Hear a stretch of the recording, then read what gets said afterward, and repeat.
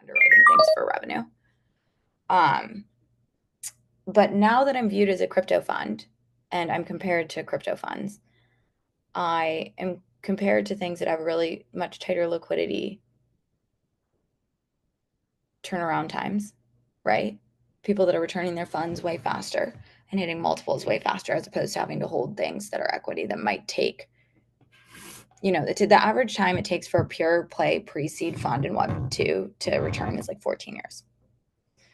So if you're an LP and you're looking at that, you're like, why would I want to do that if I'm okay with crypto as an asset class and I could buy Bitcoin?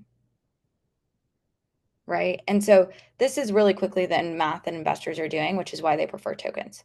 Because if you look at how easy it is to exit a token, I mean, you have projects that aren't stellar projects in the $100 million plus market cap range. It is so freaking hard to build a traditional equity business that's valued at $100 million and exits at $100 million plus.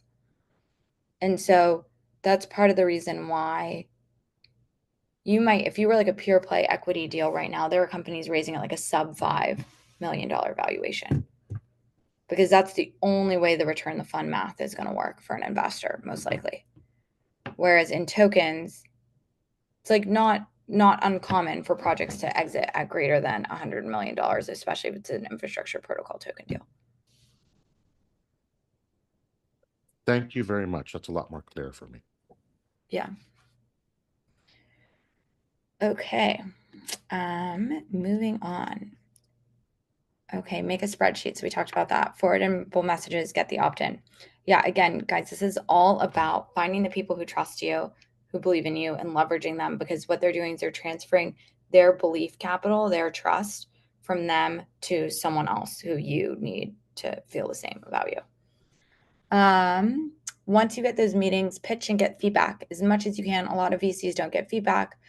I get it. I hear my founders complain about this all the time. Ask like once. If you don't get it, try asking again. You have no downside, but like it's worth trying to collect as much as possible. If someone made the intro to you, see if they can back channel. Almost always the person who made the intro will be able to back channel and find the truth for you. And it could literally just be like, we didn't believe in the founder, right? Which no one likes to hear, but sometimes it's that simple, and it is helpful because then you need to figure out how to boost your own perceived credibility. When VCs are doing diligence, they're going to ask you a lot of questions. Some of the best founders take all those questions, they turn it into an FAQ, and they proactively send it to VCs. Or if someone asks a question, they just send them the whole FAQ. And this saves you a ton of time. It also proves that you know how to like operationalize and run a business, as opposed to drafting new answers that are more or less the same all the time. It will save you time and help you build, operational efficiency and trust in your operational capabilities with VCs. VCs often ghost. This is not necessarily intentional. Most of our telegrams and emails and everything are like an absolute mess. They probably will not ghost if you are their top priority deal or the most interesting thing that they've seen. They're probably going to run pretty hard on that. But the truth is, it's very hard to come in and prove that day one. So often what you need to do is continue to build trust over time.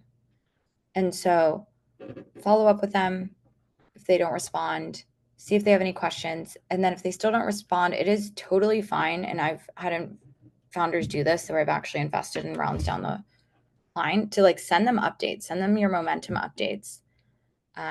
You can put people until they opt out on some sort of, it's hard to put them in a Telegram channel without their consent, but you can ask them at the end of their call, like, do you want to stay up to date? Do you want to be part of our community Telegram? And you can put all of these people in a Telegram where you can keep them up to date, or you can put them on a BCC newsletter update. We're going to talk about that at the very end, just to keep these leads warm and to try to show that you have what it takes over time by proving your traction and proving your progress.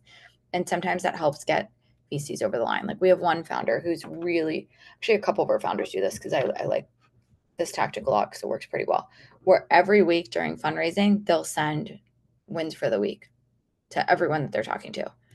And at some point by week 6, if you're just watching this founder like hit it out of the park week after week, you start to get FOMO and take it seriously. Okay.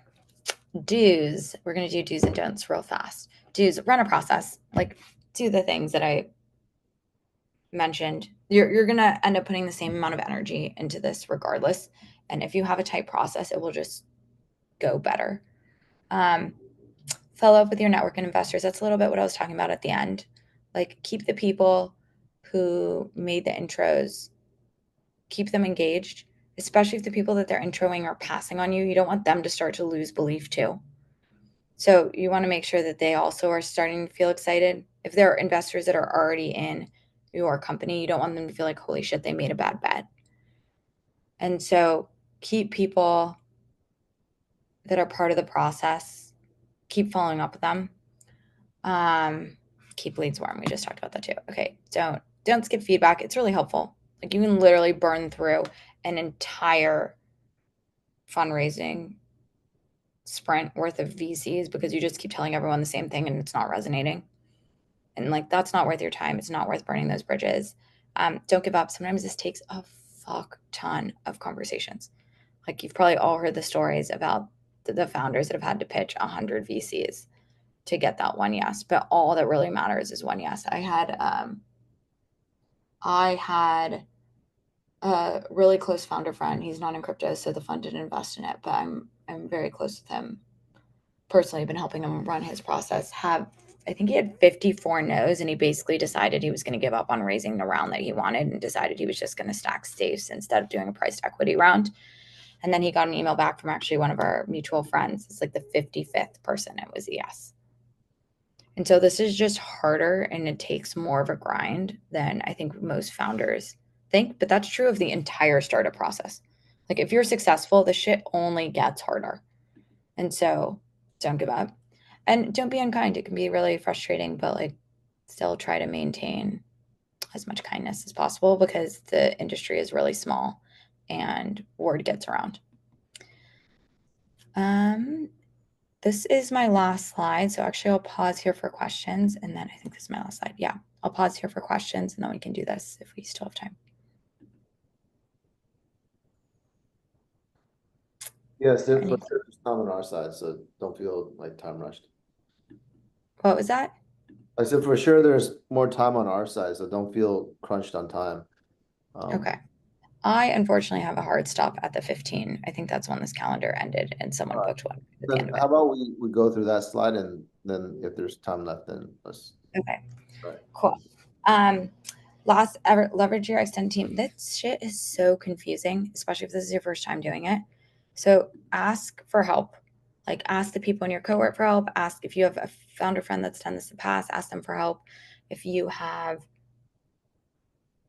people on the internet, Twitter, Discord, Telegram, founders, and even a lot of VCs are like really eager to help you. Most of us have all been here on one or both sides of the table. And people will help. Specifically, the people that will help are the people who are already invested in you and what you're doing or believe in what you're doing. So if you ping like a random person, like if some random founder pings me on the internet, I'm like, I'm stacked with my existing portfolio and my existing thesis. I might not be able to like fully dive in and help them. But if there's someone who's like on a thesis that I'm already interested in or who comes through a referral, then yeah, like I'll make time and most people will too. And so look for the people who are already invested in you or who already really invest in what you're building, and people will help you. Um, Build a community of founders ahead of you. This is so priceless because a gazillion things from fundraising to community to tokenomics, like just infinite things are going to pop up now and as you become more successful. And it's going to be really, really helpful to have people that are few steps ahead of you. Um, Recruit mentors. This can be people that really respect you or are really interested in your idea. That's kind of like a common theme here. And some of these people can be people that potentially you give ownership in the company to, like formal advisors. But a lot of times it can just be people who are along for the journey.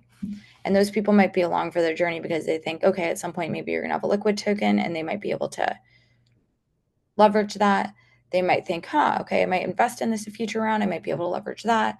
They might just really like you and want to see you win. Like, there's a gazillion different reasons why people would want to be engaged, but take advantage of that and get people on your extended team. Friends and family updates. Okay, I use friends and families here really loosely, but people in your community. The name of the game is building momentum and building hype and making it feel like a rocket ship. So this might be again where the FOMO comment came in. Like you really want, this is where you want that FOMO. And so find a way to keep these people engaged. These could be Telegram updates. These could be emails. I think I've seen emails work better than Telegram updates just because Telegram is so messy and most things get archived unless it's like one of your top 10 most important things. And then once you have that community, once you have whether you call them mentors, advisors, friends, family, whatever, you're keeping them updated, you're basically keeping those relationships warm, then you can actually ask those people. And so we have a couple teams that will send weekly asks. Be like, hey, does anyone have an intro to XYZ person? Does anyone know an engineer who can help us with this thing? Do you have intros to auditing firms? Like whatever these things are, you can start to build this network and community around you of people that you can then ask for help. And some people do that really, really successfully by coming up with a list of their blockers weekly, sharing those blockers and seeing who can unblock them. So that is all I have prepared on this